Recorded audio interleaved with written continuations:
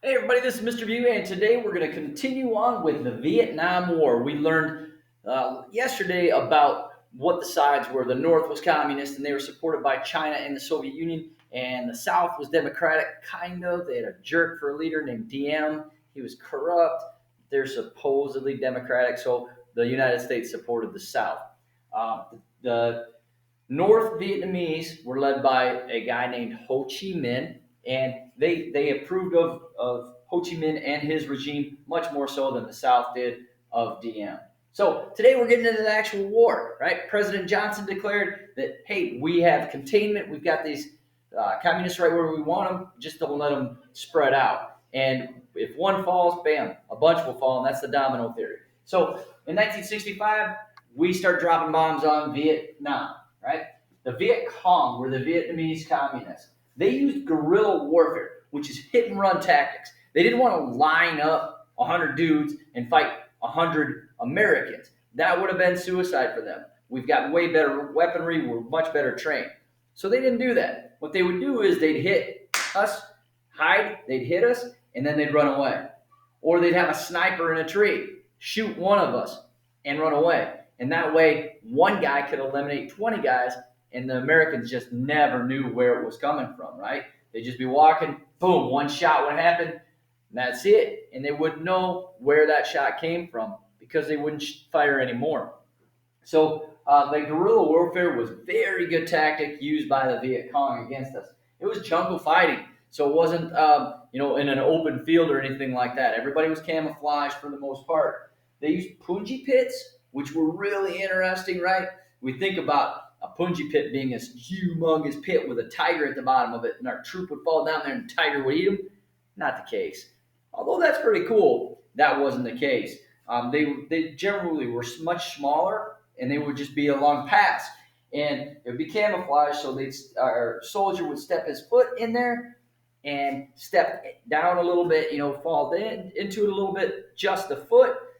There would be bamboo stakes with poop or poison on the end of the tip of those stakes.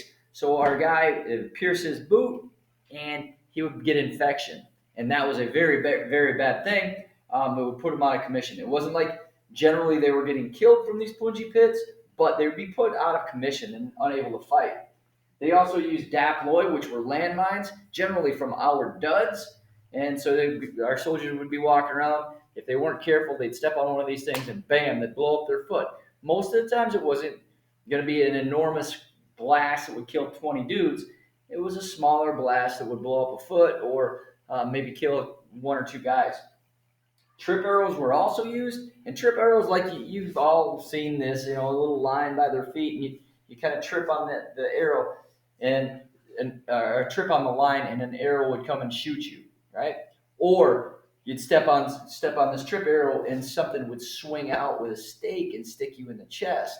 And once again, those things were generally, dipped in feces, poop, or some kind of poison to add to the problems for the soldiers.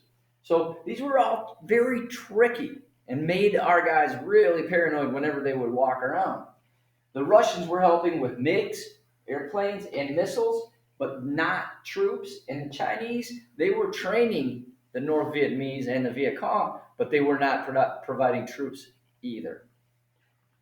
The Americans, we used Agent Orange. We didn't like all the jungle fighting, right? So what we wanted to do is kill all the places that they were hiding, that these Viet Cong were hiding. So we dropped Agent Orange, and it's that orange powdery stuff. It looks like, and it just floats through and it kills all the foliage, all the green stuff, or whether it was leaves or weeds or crops. This stuff killed it. Little did we know, or little did our soldiers know, that it was also giving them cancer. So Agent Orange ended up causing a humongous problem with American soldiers after the war. Lots of American soldiers developed cancer due to this Agent Orange. We also use napalm, which is an explosive petroleum jelly, and it burns, right? It burns everything. So there's a very, very, very famous picture of a little girl running down the street, and she's got her mouth open. She has just been in a napalm attack, and it's horrible. And so it's burned her clothes off her. Super famous picture of Vietnam. Um, so that was from a napalm attack. People didn't like the Americans very much. They didn't like us because we're using all this stuff, this Agent Orange, which is killing their crops.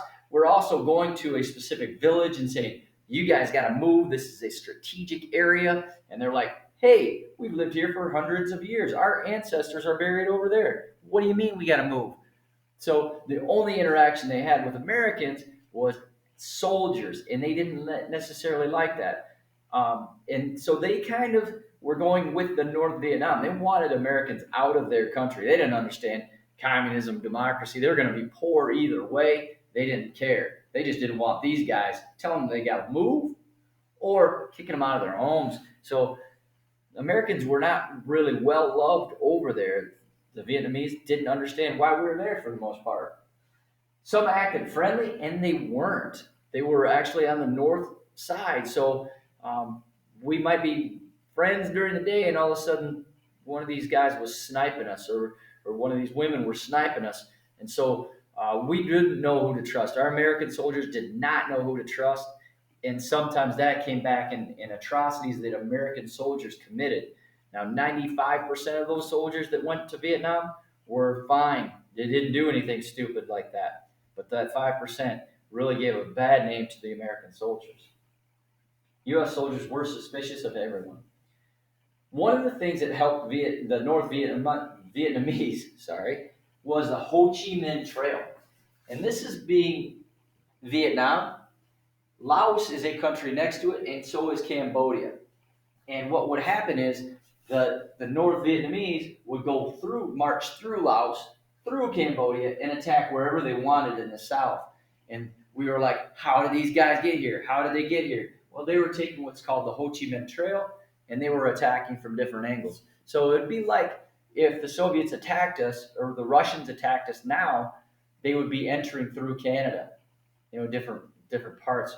And so we wouldn't know where they'd be attacking, and that was a tough thing for our soldiers to deal with in our army. So today is a little bit of the background stuff, what kind of weaponry was used. We know that the Viet Cong were the Vietnamese communists. They used guerrilla warfare, hit and run raids, so one guy could take out 30. We know they used punji pits, dap loy, and trip arrows. The Russians and the Chinese helped them. We used Agent Orange, which killed all the green stuff, but also ended up killing our soldiers, and napalm. And we know that the Vietnamese didn't really like the Americans very much. We were moving them around so much, and they only saw us with death and destruction a lot of times. We know that the North Vietnamese used the Ho Chi Minh Trail, and they came through Laos and Cambodia to attack us at different points. So that's the lecture for today. Only one answer. I only need you to put Ho Chi Minh Trail. That's your only assignment for today. Put Ho Chi Minh Trail. See ya.